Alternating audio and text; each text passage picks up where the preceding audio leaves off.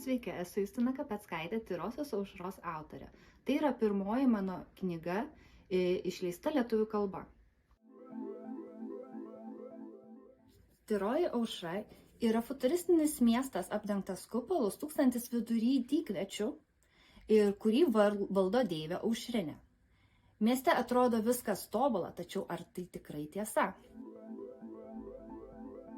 Ši knyga gimė būtent COVID laikotarpiu ir turbūt niekam netrodys keista, kad lengviausia tuo metu buvo rašyti apie kažkokias uždaras vietas, iš kurių labai sudėtinga išeiti, bet norėtųsi.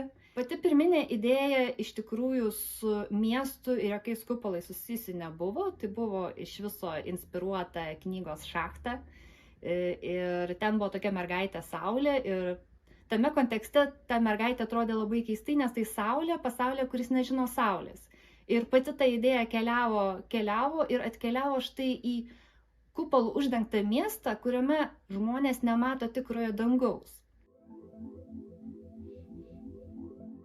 Knygoje labai svarbus yra ritualinis saulėgrįžos šokis, skirtas deivei Aušriniai. Jį sukurti mane įkvėpė japoniškos tradicijos šokis Kagura, taip pat skirtas šviesos ir saulės deivei Amaterasu. Nors mano būtent istorijoje šokis yra labai lėtas, labiau primena galbūt geišų šokius, tačiau visa apranga, ilgos rankovės, ilgi šleifai, taip pat irgi yra būtent įkvėpti japoniškos estetikos. Ši knyga yra pirmiausia skirta fantastiką mėgstantiems paaugliams, tačiau ji turėtų patikti ir visiems kitiems, kuriems patinka nuotykiai ir fantastiniai pasauliai.